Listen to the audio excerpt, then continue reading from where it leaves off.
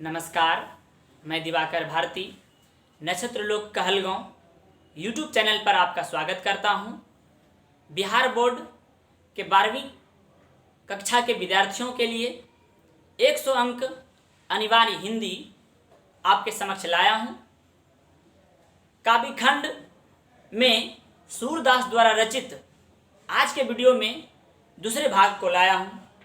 कल के वीडियो में हमने सूरदास द्वारा रचित प्रथम भाग का अर्थ स्पष्ट किया था। आज के वीडियो में हमने सूरदास द्वारा रचित दूसरे भाग का अर्थ स्पष्ट करके आपको बताएंगे और इस वीडियो के अंत में जो परीक्षा के दृष्टिकोण से जो पूछे जाते हैं, जिस प्रकार से सवाल बनते हैं, जैसे पूछे जाते हैं, वो हम आपको बताएंगे। तो चलिए आपको सीधे क्लास में लेकर चलते हैं।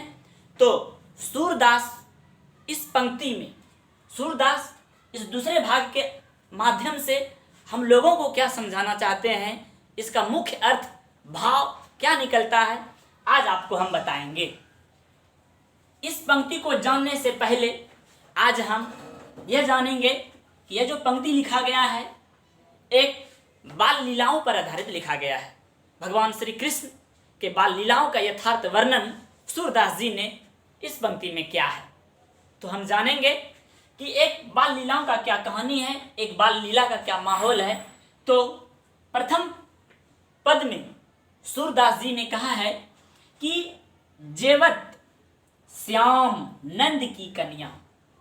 ध्यान दीजिएगा कि क्या लिखा गया है। जेवत का माने होता है कि भगवान श्री कृष्ण नंद जी के गोद में बैठकर जो भोजन कर रहे हैं, क्या आनंद की अनुभूति नंद जी को, यशोदा माँ को और सूरदास को होता है, इसका इन्होंने यथार्थ वर्णन किया है।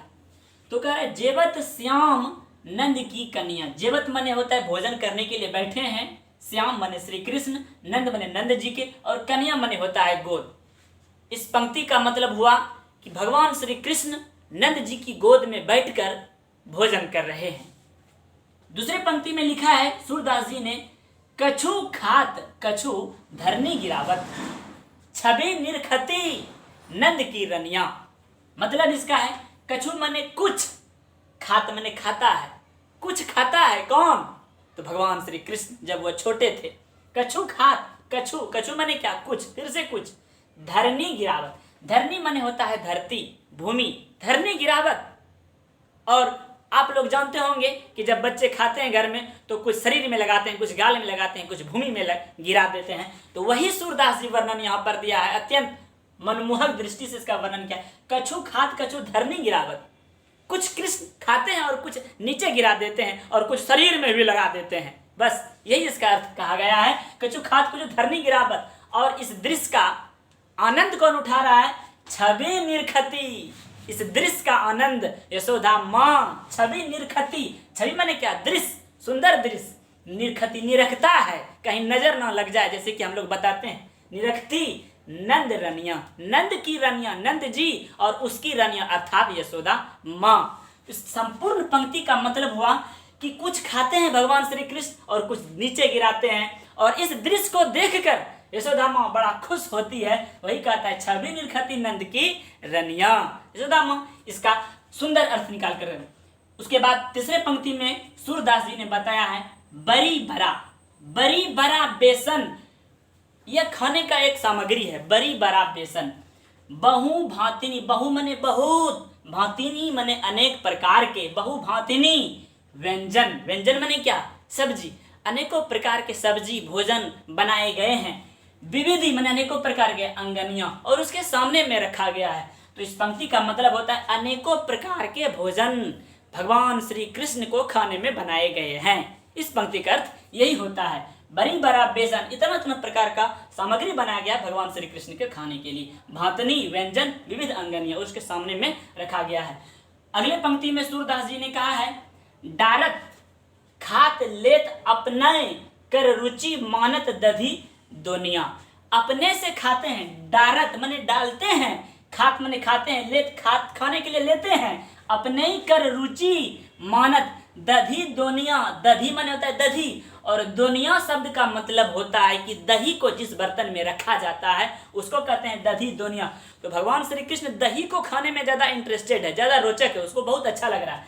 तो इस पंक्ति का मतलब होता है कि कुछ खाते हैं और दही की दुनिया से, पात्र से निकाल कर उसको खाने का प्रयास करते हैं। ऐसा सुंदर दृश्य का वर्णन सूरदास जी ने अपने इस पंक्ति में किया है। अगले पंक्ति में सूरदास जी ने कहा है और क्या क्या खाने के लिए उपयोग कर रहे हैं, मिश्री, दधी, माखन, मिश्रित करी। क्या क्या मिला कर खाते हैं, मिश्री और उसमें क्या, दधी और उसमें क्या, माखन, मिश्रित करी। मिश्रित माने क्या, मिलाना, मिश्रित करी, करी मुख नाबत, और मुख में डालते हैं छवि धनिया, मुख नाबत छवि धनिया। और इस प्रकार से भगवान श्री कृष्ण ने अपने चेहरे पे बना लिया दही माखन लगाकर कि इसका कहने में अर्थ नहीं बनता है कि यशोदा माँ नंद जी कितने खुश हैं। और इसका सुंदर वर्णन सूरदास जी ने इस पंक्ति में किया है। ध्यान से समझिएगा इस पंक्ति को कि कितना सुंदर मनमोहक दृश्य का वर्णन सूरदास जी ने इस पंक्ति में किया है। अगले पंक्ति में सूरदास जी ने कहा है आपनो खात। आपनो माने क्या, अपने, स्वयं खाता है। आपनो खात, स्वयं खाता है। नंद मुख नाथ, अपने भी खाता है और नंद जी को भी खिलाता है। जिस प्रकार से आप लोग बच्चे को देखे हैं, कुछ स्वयं खाते खाते अपने मम्मी के भी मुंह में डालने लगता है, पिताजी के भी मुंह में भोजन का निवाला देने लगता है। इतना सुंदर दृश्य उस समय बनता है कि घर वाले सभी खुश हो जाते हैं। उसी प्रकार से आज भगवान श्री कृष्ण अपने बाल लीलाओं का वर्णन कर रहे हैं, बाल लीला दे रहे हैं। और इस लीला को देखकर सूरदास जी, नंद जी और यशोदा माँ और उसके घर के सभी दास दासियां भी बड़े प्रसन्न हो रहे हैं भगवान श्री कृष्ण की इस बाल लीला को देखकर। तो वही कहता है आपनु खात, अपने भी खाता है और क्या, आपनु खात, नंद मुखनाथ, और नंद को भी खिलाता है मुंह में कि लीजिए नंद मुखनाथ नावत सो छवि कहत ना बनिया। कहता है कि सूरदास जी इस दृश्य का वर्णन हम कितनों भी करें, लाख गुना क्यों ना कर दें, वह भी कम है। वही कह रहा है सो छवि कहत ना बनिया, कह नहीं पा रहा है कि कितना सुंदर यह दृश्य उसके सामने में बन रहा है, कहत ना बनिया। अगले पंक्ति में उन्होंने कहा है कि जो रस नंद जसोदा बिलसत।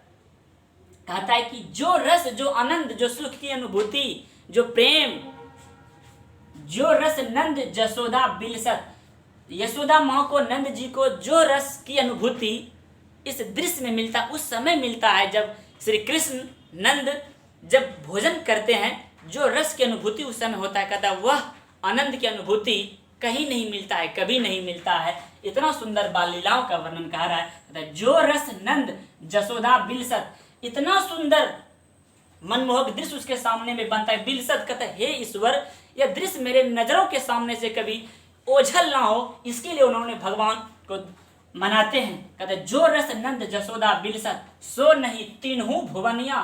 तीनों भुवनिया का मन होता है कि तीनों लोक में इसका कहीं वर्णन नहीं मिल पाता। इतना सुख की अनुभूति तीनों लोक में यशोदा माँ को, नंद जी को और साथ में सूरदास को कहीं नहीं मिल सकता है। तो वही कह रहा है क्या, जो रस नंद जसोदा बिलसत सो नहीं तीनों भुवनिया, वह तीनों लोकों में यह सुख की अनुभूति कहीं नहीं मिल सकता है।